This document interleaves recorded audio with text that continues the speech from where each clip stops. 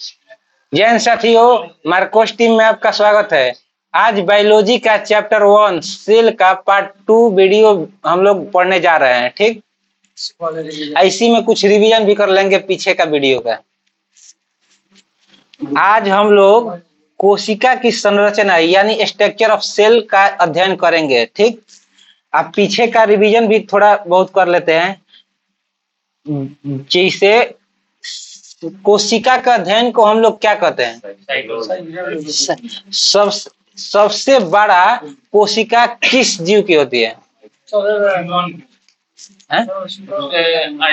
शुतुरमुर्ग के अंडे की। ठीक, सबसे छोटी कोशिका किस चीज की होती है?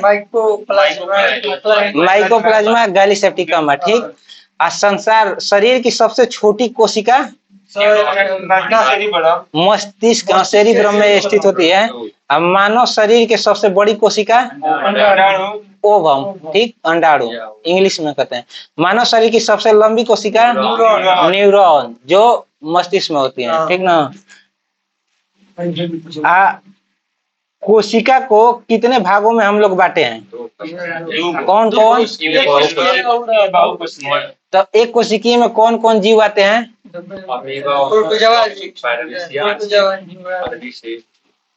एक कोशिकीय जीव को यूनिसेलुलर कहते हैं। इसमें हम लोग ऐसे जीव के बारे में पढ़ेंगे जैसे देख नहीं सकते हैं, जैसे कवक, वायरस, बैक्टीरिया। उसी को हम लोग यूनिसेलुलर में पढ़ते हैं, एक कोशिकीय जीव। दूसरा है मल्टीसेलुलर बहुकोशिकीय जीव। बहुकोशिकीय जीव है जिसको हम अपने आंखों से देख सकते हैं, जैसे हम लोग, जैसे मानव, जानवर और कुछ जिसको हम अपनी आंखों से देख सकते हैं उसको मल्टी सेलुलर कहते हैं, यानी बहुकोशिकीय। ठीक, कोशिका का विकासवाद किसने किया था, कैसे हुआ था, इसके बारे में थोड़ा बहुत जान लेते हैं। 1590 ईस्वी में जेड सैमसम, एच सैमसम दो वैज्ञानिक थे जो माइक्रोस्कोप खोज की थी। और उन्हीं ने माइक्रोस्कोप साथ साथ हम लोग कोशिका का अध्ययन का भी रास्ता मिल गया करने के लिए। ठीक ना। और उसके बाद 1665 ईस्वी में रॉबर्ट हुक जो वैज्ञानिक थे बायोलॉजी का, उसने भी अपने एक माइक्रोस्कोप का खोज किया था। ठीक, उसके साथ ही कोशिका का नामकरण यानी मृत कोशिका के खोज किसने किया था? रॉबर्ट हुक ने। ठीक, मृत कोशिका खोज रॉबर्ट हुक ने 1665 ईस्वी में किया था। इसका नामकरण भी रॉबर्ट हुक ने किया था। ठीक, कोशिका शब्द का लैटिन भाषा में क्या कहते हैं? लैटिन, हाँ, छोटा कमरा होता है। कोशिका का लैटिन भाषा में क्या शाब्दिक अर्थ होता है? छोटा कमरा। रॉबर्ट हुक ने कोशिका का जो खोज किया था वो किस चीज के टुकड़े से किया था? पेड़ के छाल से किया था। ठीक, रॉबर्ट हुक ने जो कोशिका का खोज किया था वो कैसी कोशिका था? मृत या जीवित? मृत कोशिका। ठीक, कोशिका शब्द के प्रतिपादन, सिद्धांत के प्रतिपादन किसने किया था? ना, कोशिका सिद्धांत के प्रतिपादन किसने किया था? स्वाइडन एंड स्वान। कब? 1838-39 में। ठीक ना, 1838-39 में।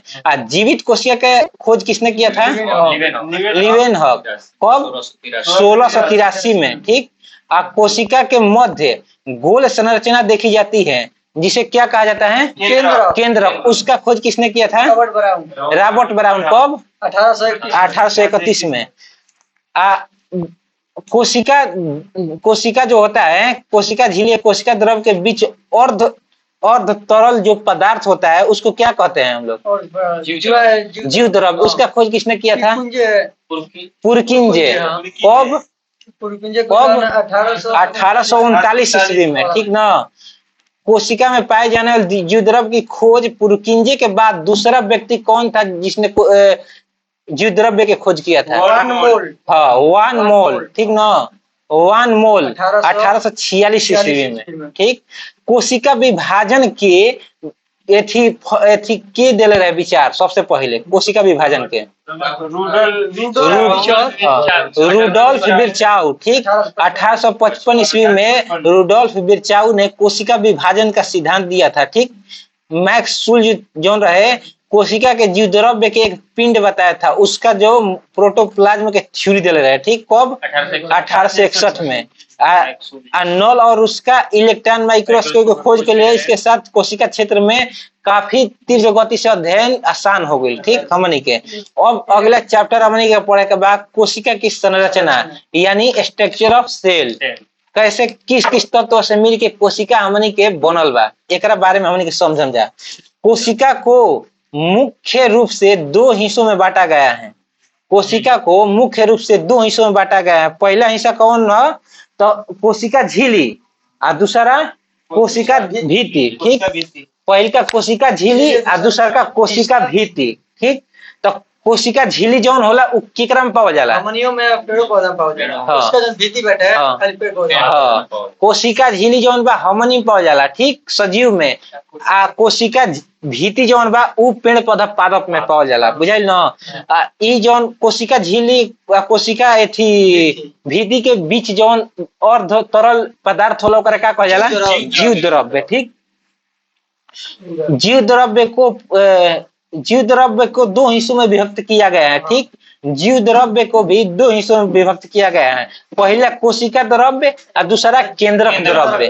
पहला कोशिका द्रव्य, दूसरा केंद्रक द्रव्य। कोशिका द्रव्य ढेर सारी संरचनाएं पाई जाती हैं। कोशिका द्रव्य जौन बा ओकरा में बहुत सारी संरचनाएं, बहुत सारा तत्व मिल के बनल बा, इससे बहुत सारी संरचना पाई जाती हैं, ठीक, जो दो प्रकार के होते हैं। जीव द्रव्य की संरचना कैसी होती है? इसके अंतर्गत जीवित रचनाएं आते हैं जिसमें बढ़ने विभाजन करने की क्षमता होती है, ठीक, बढ़ने और विभाजन करने की क्षमता होती है, ठीक। जीव द्रव्य संरचनाएं जौन बा हमनी के इसके अंतर्गत जीवित रचनाएं आते हैं जिसमें बढ़ने और विभाजन करे की क्षमता होती है, ठीक। तो बढ़ने मतलब क्या, विभाजन करने मतलब क्या होता है, ठीक। बढ़ने मतलब हम लोग पैदा हुए थे तो छोटी चुकी हुए थे, ठीक, आज इतना बड़ा हो गया, कैसे? तो इसके बढ़ने की क्षमता होती है, ठीक, बढ़ने की क्षमता होती है, ठीक। अब विभाजन मतलब वो होता है जैसे कि हम लोग का हाथ कट जाए, गोड़ कट जाए कहीं भी, तो वो अपने आप मवाद बन के भरने लगता है, ठीक, सूखने लगता है। तो उस विभाजन, कोशिका विभाजन के कारण ही उसका भरने या ठीक होने का, घाव ठीक होने का क्षमता होता है, ठीक। तो उसी को कोशिका विभाजन कहते हैं। कोशिका विभाजन के भी दो प्रकार होते हैं। मेटाप्लास्ट, ठीक, यह निर्जीव संरचनाएं होती है जिसमें न तो बढ़ने और न विभाजन की क्षमता होती है। एकरा अंतर्गत कौन कौन आवेला? मेटाप्लास्ट के अंतर्गत जैसे रसधानी हो जाई, वसा हो जाई, कण हो जाई, प्रोटीन हो जाई, ग्लाइकोजन हो जाई, पित्त हो जाई, आदि हो जाई। लेकिन यानी कि ना बढ़े के क्षमता होला ना विकसित होके के क्षमता होला। ई जैसन बा वही तरीका के रहेला, ठीक। आ कौना के बढ़े के क्षमता, विभाजन करे के क्षमता बा, ठीक, जीव द्रव्य में। हाँ, तो ओकर प्रकार हमनी के पढ़ लीजा। पहले नंबर पे सेंट्रोसोम बा, ठीक, पहले नंबर पे सेंट्रोसोम, दूसरा पे अंतःप्रद जालिका, ठीक, तीसरा पे राइबोसोम, चौथा पे माइटोकॉन्ड्रिया, पांचवा पे लवक, छवा पे गॉल्जिकाय और सातवा पे लाइसोसोम। 7 गो ऐसन तत्व हमनी के जौन की विकसित बाटे, उ बढ़े के भी क्षमता प्रदान कर सकता, विभाजन करे के भी क्षमता रहेला, ठीक, हमनी के शरीर में। अब तीसरा हमनी के पढ़े के बाद कोशिका झिल्ली, सेल मेम्ब्रेन, ठीक। कोशिका झिल्ली क्या चीज होती है इसके बारे में थोड़ा बहुत जान लेते हैं।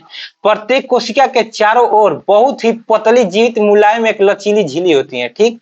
कोशिका के चारों तरफ बहुत ही पतली, जीवित, मुलायम, लचीली झिल्ली होती है जो कोशिका झिल्ली कहलाती है। यह लगभग 75 एंगस्ट्रॉम मोटा होता है, ठीक, 75 एंगस्ट्रॉम की मोटाई होती है इसकी, किसकी?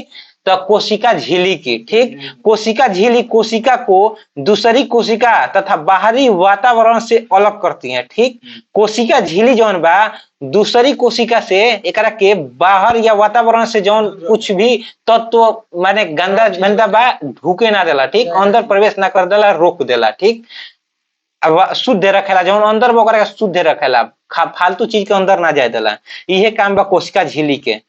कोशिका झिल्ली अर्धपरागम्य होती है। यह संरचनात्मक अर्धपरागम्य जौन बा होती है। इस क्योंकि इस झिल्ली से होकर कुछ ही पदार्थ कोशिका के अंदर बाहर आ जा सकते हैं, सभी पदार्थ नहीं। ठीक, कोशिका झिल्ली अर्ध पारागम्य झिल्ली है, मतलब थोड़ा बहुत कुछ अंदर जा भी सकता है, थोड़ा कुछ अंदर आ भी सकता है। जवन ओकरा जरूरी चीज बा ओकरा के ले सकता अंदर, आ जवन जरूरी से माने फालतू ओकरा के बाहर भी निकाल सकता। ठीक, एकरा के अर्ध पारागम्य झिल्ली कहल जाला। ठीक, थोड़ा बहुत अच्छा नहीं, थोड़ा बहुत जौन जौन जरूरी बा ओकरा के ले सकता, जौन जरूरी नहीं ओकरा के निकाल भी सकता, ओकरा के अर्ध पारागम्य झिल्ली कहल जाला। आधा आ सकता, आधा जा सकता, पूर्ण रूप से नहीं के। ठीक, ओकरा के अर्ध पारागम्य झिल्ली कहल जाला।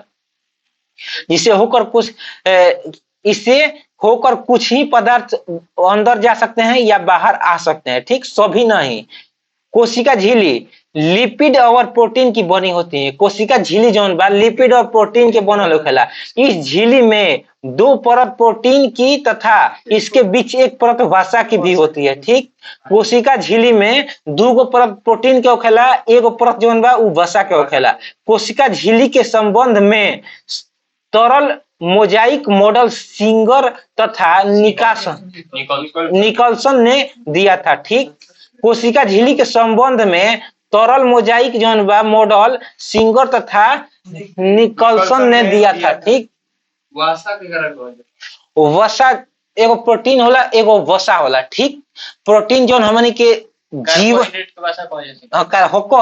कार्बोहाइड्रेट को वसा कह सकता, जिसे हमनी के शरीर में जीवन के सबसे महत्वपूर्ण जौन तत्व बा उ प्रोटीन बा। हमनी के जीवन के निर्माण करे में प्रोटीन बहुत अहम भूमिका निभावेला। वसा कौन चीज है? वसा मतलब फैट। ठीक, वसा मतलब फैट, तेल ओल घी वो जौन हमनी खातन जा जो हमनी के शरीर कोनो दबियो भी गइल बा। ठीक, ई वसा सबसे ज्यादा हमनी के पुरुष से ज्यादा स्त्री में पावल जाला। ठीक, पुरुष से ज्यादा स्त्री में हमनी के वसा पावल जाला। काहे कि हमनी के मर्द जौन जात होला उ जैसे भरल पूरल ना रहेला शरीर। ठीक, कहीं खाल उच रहेला, लेकिन स्त्री के देखबा कि पूरा भरल पूरा रहेला शरीर। तो वसा जौन होला हम पुरुष के अपेक्षा स्त्री में सबसे ज्यादा होला, जिसे गाल ओल भरल फूलल होके बॉडी वॉडी फूलल भी रहे। ठीक, भले जोर होके ना लेकिन फूलल रहे, संरचना पूरी तरह से उबर ओकरा के वसा के कारण ही होला।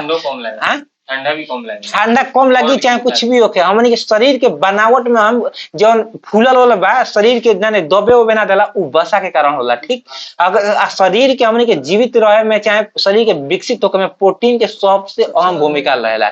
आ भरल पूर्ण शरीर के संरचना जौन बनावे के बा उ वसा के कारण भरल पूरा रहेला ना। ठीक नु, तो हमनी के देखत रहे कि मर्द ऐसे रहेला कि कुछ कल ऐसे रहेला, लेकिन जौन स्त्री रहेली सब ओहनी के पूरा शरीर वरीर भरल पूरा रहेला हमेशा। ठीक, वसा के कारण ही वहनी में रहेला। वसा पुरुष से ज्यादा वहनी में पावल जाला अधिक मात्रा में, यही से स्त्री हमेशा भरल से भरल पूरा रहेली सब। बुझा गेल ना? वसा के कारण कहल जाला भरल पूरल, हर फैट ज्यादा रहे के चाहिए शरीर में, जोर रहे ना रहे।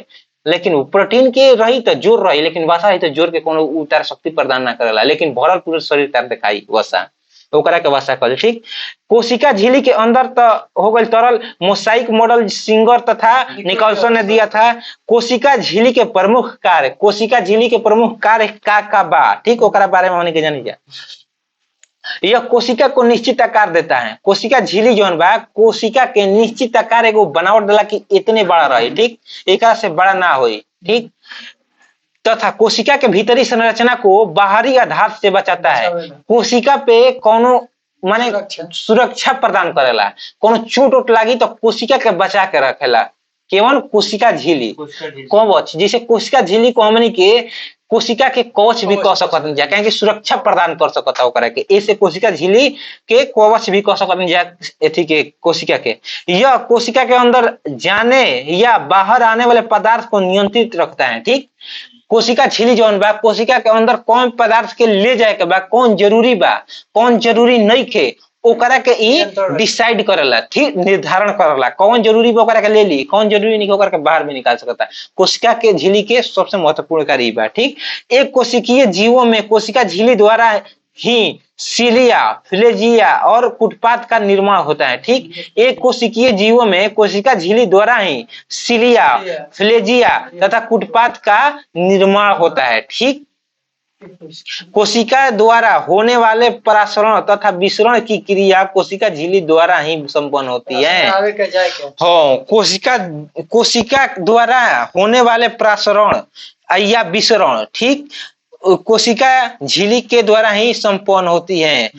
परासरण विसरण मतलब बुझाइए बाहर जैसे कीड़ा मकोड़ा हो गए सर, ठीक, तो वहां के उत्सर्जन करे के कोनो अंग ना होला, ठीक, तो कहीं से टूट फूट सकता है सो, विसरण कर सकता है सो, निकाल सकता है सो टूट फूट के, ठीक, वो परासरण अंदर ले जा सकता है सो पचा के, और फिर ओकरा के बाहर निकाल भी सकता है विसरण कर टूट फूट के, वहां के उत्सर्जन करे के क्षमता ना होला, ठीक, ये करे के परासरण विसरण कीट मकोड़ा में होखेला, ओकरे एजा दर्शौले बा, ठीक। अब कोशिका भीति हमने के पढ़े है, कोशिका झिल्ली हमने के पढ़े जा, और पढ़े बा कोशिका भीति का चीज है, एकर का कार्य है, कहां पावल जाला, ठीक। कोशिका झिल्ली मतलब सेल वॉल कहल जाला, ठीक, ये हमने के पादप कोशिका में पावल जाला, से पेड़ पौधा में, कोशिका भीति हमने की पेड़ पौधा में पावल जाला, बुझा गेल न। पौधा तथा कवक के कोशिका झिल्ली के बाहर एक और परत होती है जो कोशिका भीति कहलाती है। पौधा तथा कवक में कोशिका झिल्ली के बाहर एगो परत होखेला जौन के कोशिका भीति कहल जाला, ठीक। जैसे कवक जैसे कीट मकोड़ा हो गए सो, तो देखो तो के ऊपर जौन बा हमनी के संरचना नहीं है शरीर में, कीट मकोड़ा में तो ओकरा ऊपर कैसन कठोर चीज रहेला, जैसे तेलचट्टा के ऊपर कठोर चीज रहेला, परत होखेला, ठीक, तो कोशिका भीति हो गई, वो कोशिका भीति हमनी में सब तो नहीं, हमनी में त्वचा बा, तो कोशिका भीति हमनी में नहीं है, लेकिन पेड़ पौधा में देखबो तो पेड़ पौधा में छाल रहेला, ठीक, ओकरा के छीलबो तो ओकरा अंदर एथी रहेला, जैसे मामा कुछ भी खून पेड़ पौधा के भी खून निकल सकता है, ओकरा के छीलबो तो देखिए ऊपर जब कवर रहेला नु कोशिका झिल्ली रहेला, ठीक, पेड़ पौधा में कोशिका झिल्ली ही ओकरा के बचाव करेला, भीति कोशिका भीति, हाँ कोशिका भीति रहेला, ठीक, ओकरा के बचाव करेला पेड़ पौधा के, ठीक। भीति के अंदर कोशिका भीति कोशिका झिल्ली के तरह न तो जीवित झिल्ली है और न ही अर्ध परागम्य झिल्ली है, ठीक। कोशिका जौन भीति बा वो जीवित ना रहला, जैसे पेड़ पौधा बा ओकर ऊपरी भाग के हमनी के तो छील सकतन, जे भीतर ढुकब तब न ओकर मवाद कुछ भी लिखली, लेकिन ऊपर भाग के हमने के छील सकतन जा, देखला मुंगल मराई रहेला कैसे छील के ले जाके जला सकतन जा, ठीक, ऊपरी भाग के, तो वो मृत रहेला, जीवित ना रहेला। हमनी के छील के देखावत है या छीलबो तो खून निकले लगी, मवाद निकले लगी, तो हमनी में जीवित बाटे, हमनी कोशिका भीति नहीं के पाल सकत, लेकिन कोशिका झिल्ली हमनी पाल, हमनी काटम जो तो कोशिका झिल्ली हमनी के रक्षा करते, ठीक, काटम जो तो एक हद तक कोशिका झिल्ली भी है, लेकिन ओकरा अंदर काटम जो तो मवाद खून निकले लगी, ठीक, तो हमनी कोशिका झिल्ली पाल जाला, कोशिका भीति पेड़ पौधा में पाल जाला, उहो मृत पाल जाला, ठीक, मृत होला, वो जीवित ना रहेला, ओकरा भीतर अगर काटम जा हमनी के तो ओकरा भीतर कुल निकले लगी मवाद खून, पेड़ पौधा में भी होखेला, देखला कुल निकलेला, तो ऊ ठंडा के हाँ लाशा वसा कुछ भी निकलेला, अर्ध परागम्य उहो होला, ठीक, अर्ध परागम्य होला ना, ये अर्ध परागम्य नहीं होता है, ठीक, हाँ कोशिका भीति अर्ध परागम्य नहीं होता है, ठीक। हमनी के तो बाकी जो आवश्यकता बा ले सकतन जा कोशिका झिल्ली, आ जो नहीं के छोड़ी भी सकतन जा, लेकिन कोशिका भीति वैसा ना रहेला, ठीक, कोशिका भीति में वैसा कार्य ना रहेला, वो छिला जाए तो छिला जाए, माने कहे का मतलब बा कोशिका भीति बा ओकरा अंदर का चीज लेबे, कोशिका भीति थोड़े ली, तो जड़ से ली, पानी लेबे के बा, खनिज लेबे के बा, ई थोड़े बा कि तू ले जाके पानी 1 लोटा धर तो पीली कुछ खींच ली पेड़ पौधा ना ओकरा जड़ी जड़ में डलबा तब नु खींची ऊपर ले जाई कुछ भी करी, तो ऐसे कोशिका भीति हमनी के मृत रहेला, ओकरा से कुछ अंदर नहीं के जा सकत ना कुछ बाहर आ सकता, ठीक, जड़ के द्वारा खनिज कुछ भी खाद्य पदार्थ बा जाई, ठीक, बुझा गइल न का होला। कोशिका भीति 3 परत का बना होता है, मोटी भीति है, पौधे को कोशिका भीति सेलुलोज तथा हेमीसेलुलोज की बनी होती है, तथा कवक को कोशिका भीति काइटिन के तथा हेमीसेलुलोज की भी बनी होती है। मतलब कहे का मतलब बनू जौन कोशिका भीति बा अलग अलग जीव जंतु पेड़ पौधा में अलग अलग तरह से पावल जाला, बुझाइल, जैसे पेड़ पौधा में बा ओहनी के हमनी के एथी से पावल जाला, सेलुलोज से, उहे बैक्टीरिया को में बा तो काइटिन के बनल रहा, हर जीव जंतु चाहे पेड़ पौधा में अलग अलग तरह से कोशिका भीति पावल जाला, बुझाइल। कोशिका भीति के प्रमुख कार्य, कोशिका भीति का कार्य करेला, यह भीति पौधे के कोशिका के रक्षात्मक परत है, ठीक, जो कोशिका के निश्चित आकार मजबूती सुरक्षा प्रदान करता है। कोशिका भीति जोन बा पौधा के रक्षा करेला कवच के तरह, ठीक, मजबूती प्रदान करेला, रक्षा करेला। जैसे हमने के पेड़ पौधा काटम जाता पहले कोशिका भित्ति के काटम जो ओकरा बारे तो जाके पेड़ पौधा कटी, तो ओकर रक्षा हमने के करेला, पेड़ पौधा के रक्षा के करला कोशिका भित्ति, सेल वाल, ठीक। तो पौधे के कवच के रूप में के रहेला, मजबूती देला, तो कोशिका भित्ति, ठीक, मजबूती प्रदान करेला, सुरक्षा, निश्चित आकार बनावेला। इ नीचे की कौन पेड़ पौधा बा लंबाई एक तरीका से बढ़ता, ठीक, और ओकर मोटाई भी बा तो एगो तरीका से बढ़ेला। इ नहीं कि कौन हेने भाग जाई कौन हेने भाग जाई, ठीक, ओकर आकार भी निश्चित करेला कि यही आकार में पौधा बढ़ सकता, ठीक, लंबाई भी यही आकार में जाई। कोशिका भित्ति ओकर संरचना तैयार करेला। यह कोशिका को सूखने से बचाता है तथा विभिन्न कोशिकाओं को जोड़ने में कार्य करता है। कोशिका भित्ति जौन बा वो कोशिका पेड़ पौधा के सूखे से भी बचावेला। ये पानी के स्टोर करेला, तो बहरी से अगर कोशिका भित्ति ना रही तो केहू जाके काट फाड़ सकता है पेड़ पौधा के, तो उ रक्षा करी तारा के, तबे न पेड़ पौधा बच के ऊपर जा सकता, बढ़ सकता। अब ओकरा काटी देबो तो उ कहां से बढ़ी, कुछ बढ़ सकता। रक्षा प्रदान करला कोनो जिसे एगो बॉडीगार्ड के तरह रहेला। जैसे हमनी के कोनो नेता विधायक बाए एगो बॉडीगार्ड रखेला, कुछ भी विधायक के करे से पहले बॉडीगार्ड तारा के आगे सामना करे के पड़ी, तब जाके पड़ी।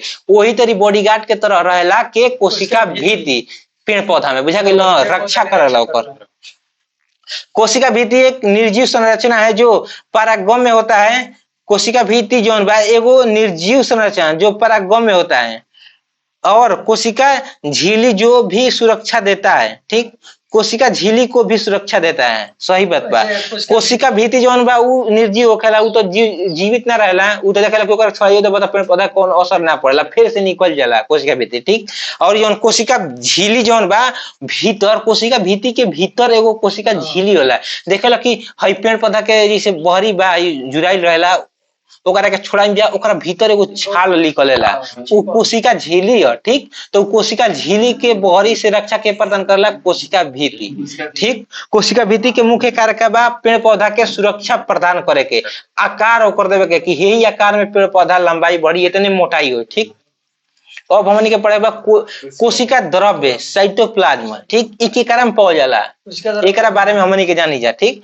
जीव द्रव्य का वो भाग है जो केंद्रक तथा कोशिका झिल्ली के मध्य होता है, ठीक। जीव द्रव्य का वो भाग है जो केंद्रक तथा कोशिका झिल्ली के मध्य होता है, ठीक। ओकरा के क्या कहा जाला, कोशिका द्रव्य, उसे ही कोशिका द्रव्य कहा जाता है। केंद्रक कहाँ पावल जाला हमनी के, कोशिका के अंदर हमनी के केंद्रक पावल जाला, ठीक। तो केंद्रक के और कोशिका झिल्ली के बीच में जवन द्रव्य चिपचिपा रहेला ओकरे की क्या कहा जाला, कोशिका द्रव्य, ठीक, बुझा गेल। साइटोप्लाज्म कोशिका द्रव्य रंगहीन अर्धपरागम में दर्शक तथा अर्ध तरल पदार्थ होता है। कोशिका द्रव्य जौन बा, कोशिका द्रव्य कहाँ पावल जाई, कोशिका में। कोशिका द्रव्य कहाँ पावल जाई, कोशिका में। और वो कोशिका में कहाँ पावल जाई, तो केंद्र और कोशिका झिल्ली के बीच में पावल जाला क्या, कोशिका द्रव्य, ठीक। एक ऐसा एकर होला तो रंगहीन होला, कोनो रंग उंग ना रहेला, ठीक, रंगहीन होला। अर्ध परागम में दर्शक होला, ठीक, और तरल होला, ज्यादा एथियो तरल ना रहला, ठीक। यह एक प्रकार का कोलाइडी है, ठीक, जैसे मिश्रण कोलाइडी, जैसे ठोस द्रव्य सब कुछ मिल के बना रहेला चिपचिपा, ठीक, एकरा कोलाइडी कहल जाला। कोलाइडी जिसमें 80% जल रहेला, जल के मात्रा 80% रहेला, ठीक, लेकिन ठोस द्रव्य सब मिल के चिपचिपा बना रहेला, और तरल रहेला, पूरा तरल भी ना रहेला, ठीक।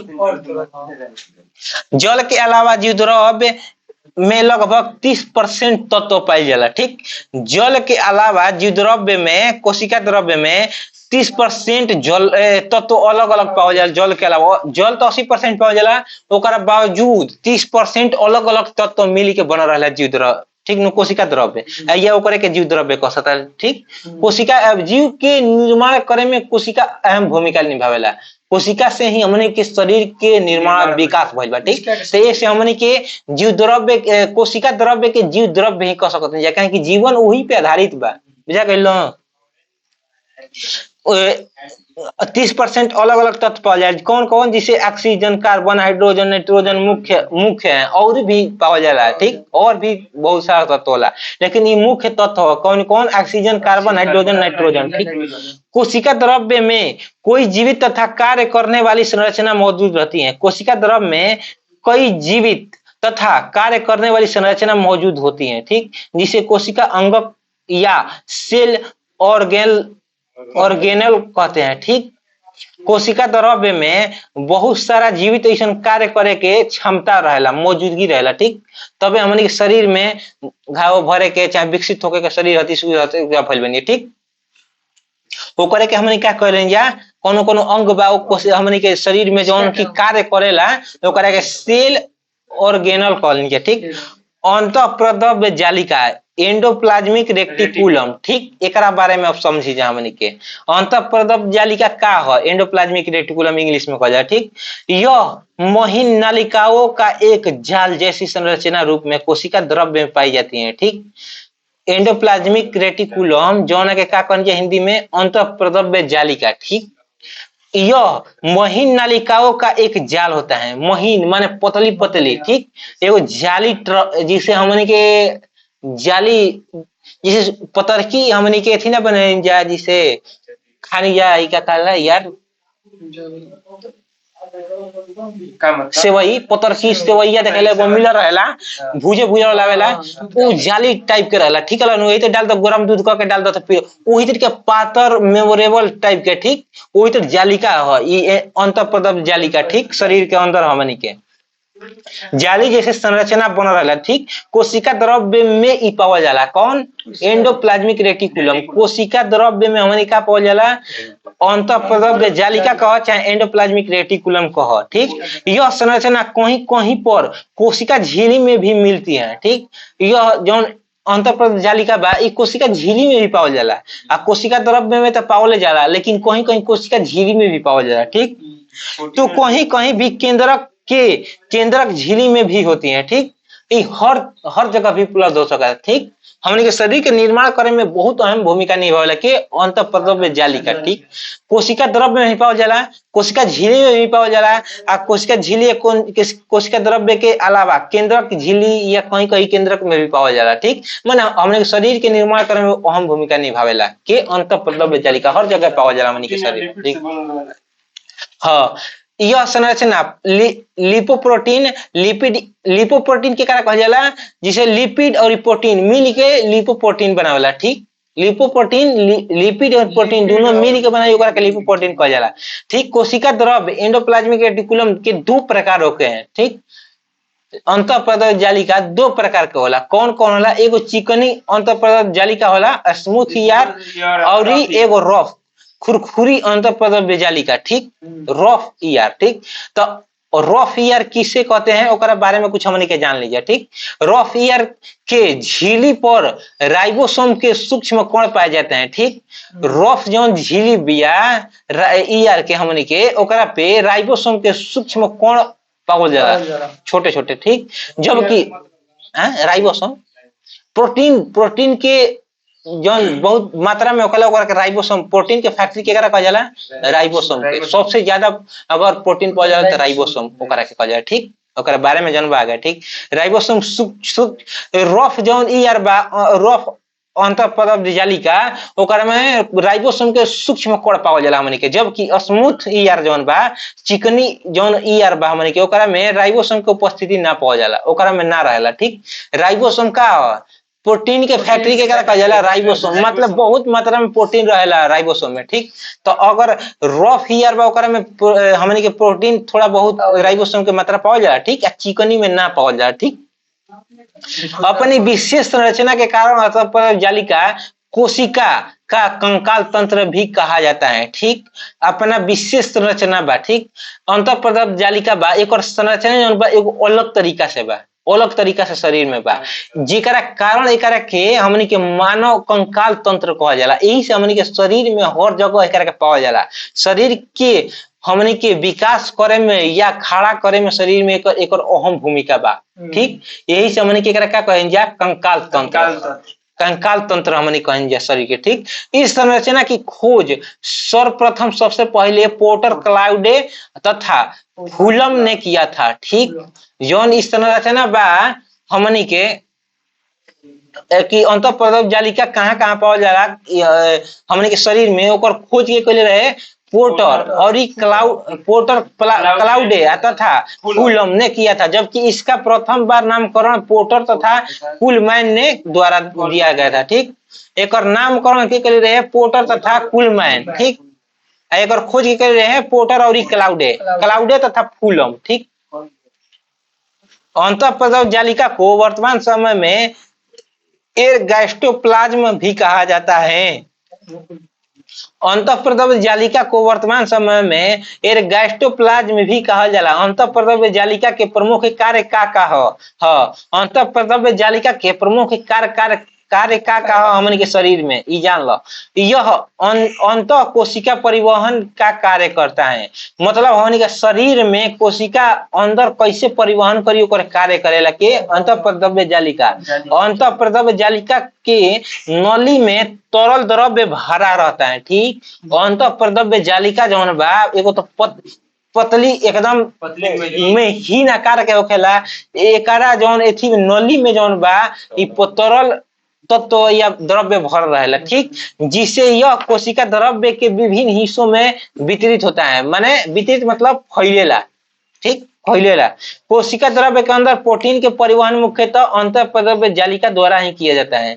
कोशिका के अंदर प्रोटीन के परिवहन जौन बा हर शरीर में हमनी के परिवहन करेला, हे जगह से हो जगह फैलावेला तो के करेला? तो अंतःप्रदव जालिका के ही कार्य है प्रोटीन के हर शरीर के भाग में हमनी के पहुंचावे के। ठीक, चिकनी अंतःप्रदव जालिका वसा तथा कोलेस्ट्रॉल के संश्लेषण में भाग लेती है। ठीक, चिकनी अंतःप्रदव जालिका जौन बा वो हमनी के शरीर में वसा और कोलेस्ट्रॉल के संश्लेषण में भाग लेला। ठीक, रखेला सो। ठीक, तथा खुरखुरी अंतःप्रदव जालिका जौन बा प्रोटीन संश्लेषण में मदद करता है। ठीक, खुरखुरा जौन यार बा अंतःप्रदव जालिका वो प्रोटीन के संश्लेषण में मदद करेला। ठीक, अंतःप्रदव जालिका उन कोशिकाओं में अधिक पाई जाती है जिसमें प्रोटीन वसा हार्मोन का संश्लेषण होता है। ठीक, अंतःप्रदव जालिका वो कोशिका में अधिक पाया जाता है जिनमें प्रोटीन वसा और हार्मोन संश्लेषण होता है ज्यादा। ठीक, जेकरा में ज्यादा हार्मोन प्रोटीन संश्लेषण ज्यादा रही ओकरा में ज्यादा ओकरा में ज्यादा अंतःप्रदव जालिका पावल जाए। ठीक, जैसे मनुष्य के यकृत में सबसे ज्यादा अंतःप्रदव जालिका हुई, अग्नाशय के कोशिका में अंतःप्रदव जालिका ज्यादा संख्या में होखेला। ठीक, मानव यकृत में पाई जाने वाली चिकनी अंतःप्रदव जालिका जौन यकृत को विष के प्रभाव को नष्ट कर देती है। ठीक, मानव शरीर में पाए जाने वाली चिकनी अंतःप्रदव जालिका जौन बा यकृत को विष के प्रभाव से नष्ट कर देती है। काहे कि उ सोखे के क्षमता ना रहेला। चिकनी जौन अंतःप्रदव जालिका बा कौन चीज के रखेला ना चिकनी रहेला, आ खुरखुरा जौन रहेला उ सोख सकता, रोक सकता। जैसे कोनो हमने के खुरखुरा जिसे हो गई, जिसे कुछ हो गई अरे ना खुरखुरा मतलब हमने के जिसे कुछ मरतन जाए थी पॉलिश वॉलिश तो ओकरा में आई रहेला नु तो खुरखुरा कुछ जाके फंस जाई, घास घूस रही तो कुछ जाई तो फंस सकता, लेकिन चिकना रही तो एकदम प्लेन रही ओमे जाई तो कुछ फंसी नहीं, डायरेक्ट फल जाई। ठीक, यही से कहता कि खुरखुरा जौन बा उ प्रोटीन के विष यकृत में विष के माने नष्ट कर देला, उ रखे के क्षमता ना रहला, उ जैसे खत्म हो जाला। आ जौन एथी रहेला चिकनी उ तो खत्म कर देला, आ जौन खुरखुरा रहला उ रोक लेला। लेकिन हमन के यकृत में चिकना अंतःप्रदव जालिका पावल जाला, यही से विष के नष्ट कर देला। बुझा गेल न? आ राइबोसोम के बारे में हमन के जान लीजिए का चीज है, का हमन के शरीर में एकर कार्य बा। राइबोसोम एक दानेदार संरचना है जो अंतःप्रदव जालिका के ऊपर या अकेले या गुच्छों के रूप में कोशिका द्रव्य में बिखरे रहते हैं। ठीक, राइबोसोम एक दानेदार संरचना होता है। ठीक, दानेदार जो अंतःप्रदव जालिका के ऊपर में या अकेले गुच्छे के आकार में रूप में कोशिका द्रव्य के बिखरे रहते हैं। कोशिका द्रव्य में बिखरे रहेला। ठीक, एक जगह ना रहेला, हेनो छिटाई रहेला।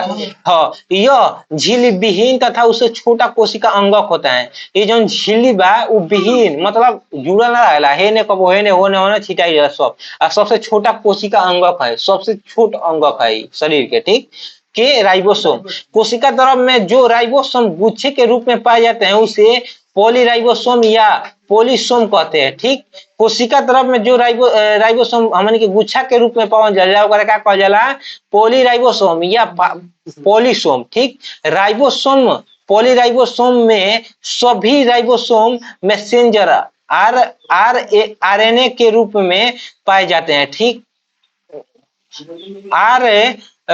आरएनए के धागे समान संरचना में बंधे होते हैं। ठीक, माने मैसेंजर के रूप में, एम मतलब mRNA मैसेंजर राइबोन्यूक्लिक एसिड। ठीक, आरएनए के मतलब बोला है राइबोन्यूक्लिक एसिड। ठीक, आरएनए के मतलब, लेकिन ई कहता है एम मतलब मैसेंजर, एक जगह से दूसरे जगह हमनी के मैसेज पहुंचाई। हाँ, मैसेज इन्हें उन्हें पहुंचाई।